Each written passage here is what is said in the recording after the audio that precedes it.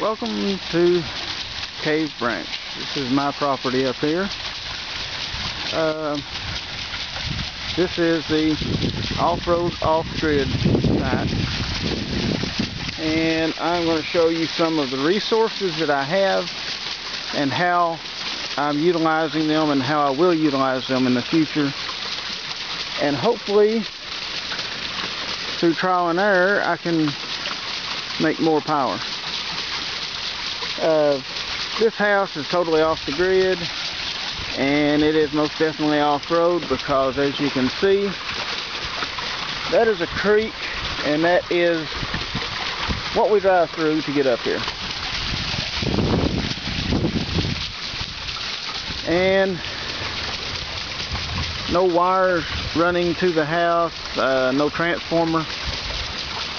That is the end of the civilization right there. It comes in from that way, and once they get to here they stop, and we don't take anything off of that line.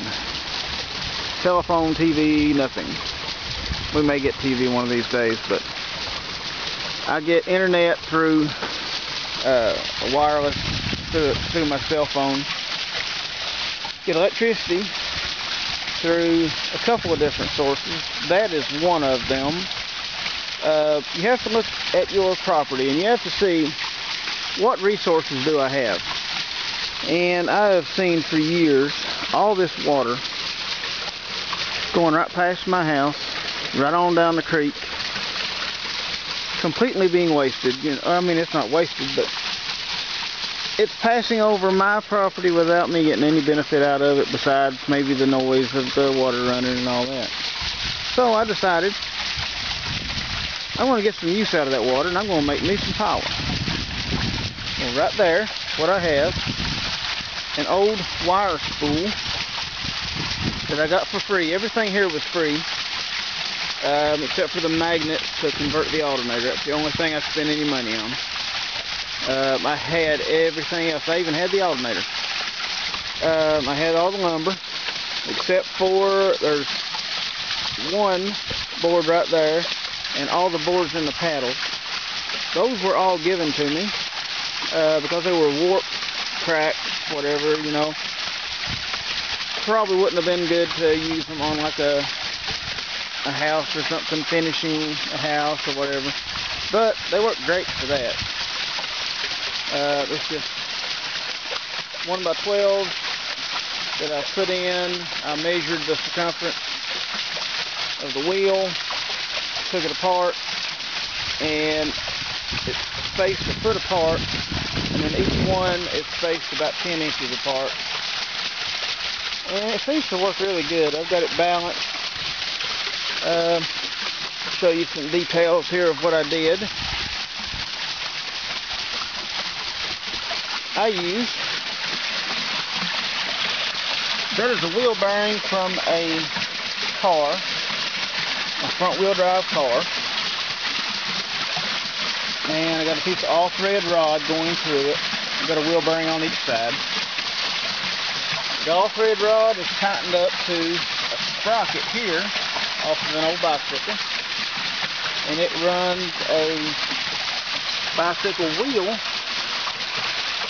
and as you can see, it sped that up. Then the bicycle wheel was perfect to use as a pulley.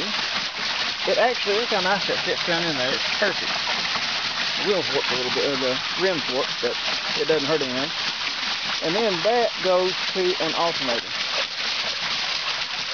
Now this is not just a standard car, well, it is a standard car alternator. It comes off a Cavalier, but it has been converted. It's now a permanent magnet alternator.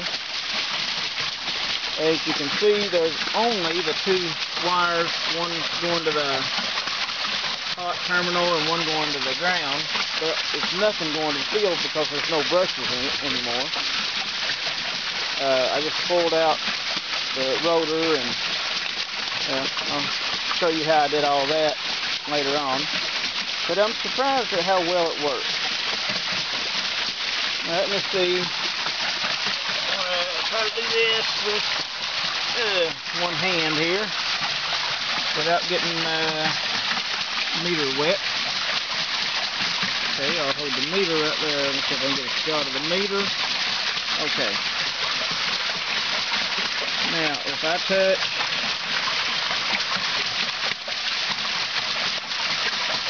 the positive right here, and this is hard to do with one hand.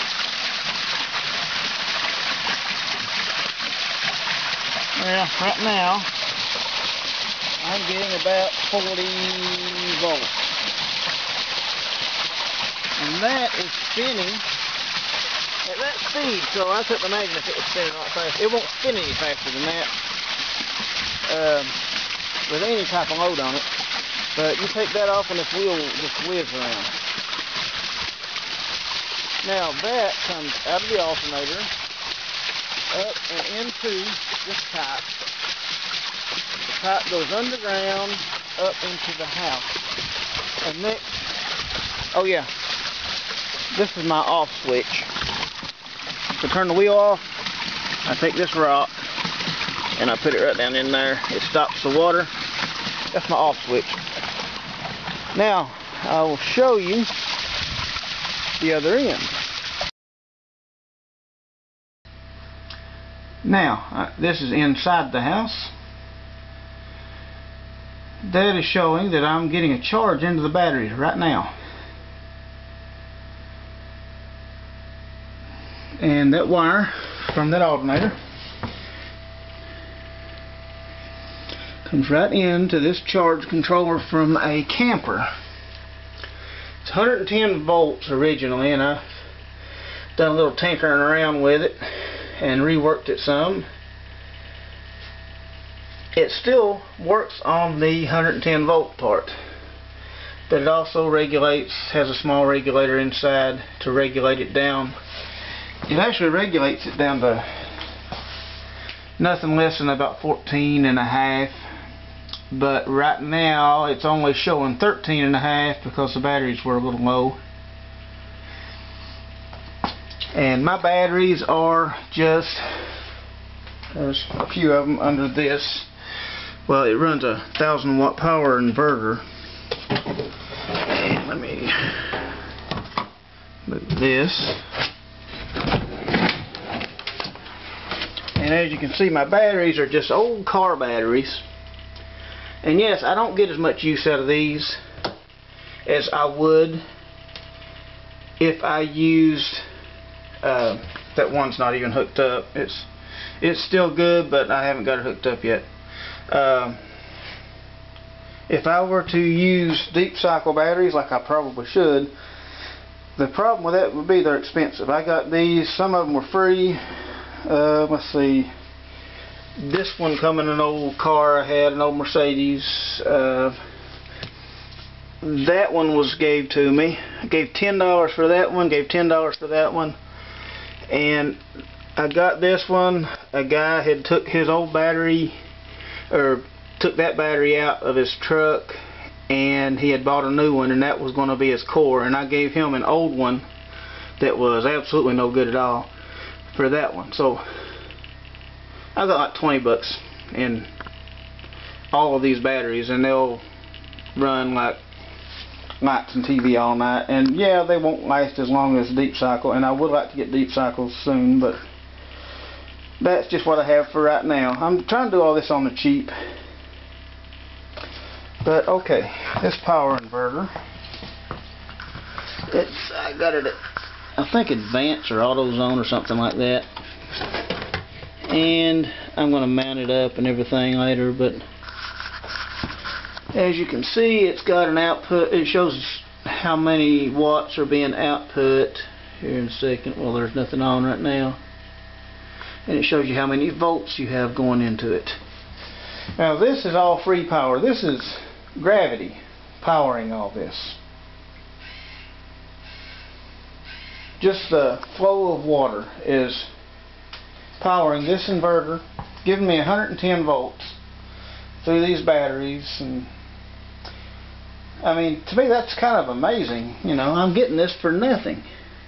I'm getting this power for nothing, and and it runs constantly all the time, and that alternator puts out a whole lot. Now if you get a lot of drain on it and you put a big load on this inverter, that water wheel slows way down, but it keeps, because of the voltage regulator that I put inside there, it keeps the voltage up enough that it keeps the batteries charged, unless of course it completely stops, which it has done before.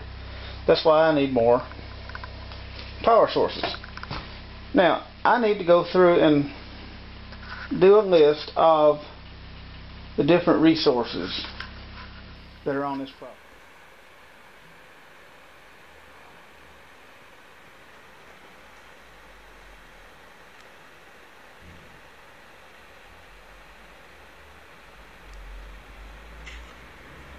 It's the first time I see this. Es la primera vez que lo veo. Nunca había visto esta información. 36 kilos el neodymium, 36 kilos teflón, 36 kilos ferrita y 36 kilos el cobre. Aquí hay para incluso más más grandes, como este de 500. Este es de 15 kilovatios, que ya son 15.000 vatios. Esto es de 500.000 vatios. Esto es una pasada. Y bueno, esto ya es para irte a hacer a una ciudad entera. 10 gramos, esto sería la ferrita. 7 gramos, esto sería el cobre. Estos son mínimos, ¿eh? Esta es una ilustración muy interesante de cómo se puede imprimir quizás físicamente, pues no lo sé, yo es que no lo sé. So I was going to do some. Oh, esto es para imprimir. Okay, this polo norte, polo sur, polo norte, polo sur, south, north, and it prints un dibujo, a shape, una forma. Okay, see? It's really tiny, but you can see cómo dejaría el dibujo. Esto es un líquido metálico para ver las funciones del magnetismo. Aquí podemos ver cómo la figura magnética es siempre redonda, no hay picos, como aquí serían picos, ¿ves? 5 picos. Pues la flor, el pétalo está en las líneas rectas, no en los picos, ¿ok? Aquí estarían los pétalos. Los 5 pétalos.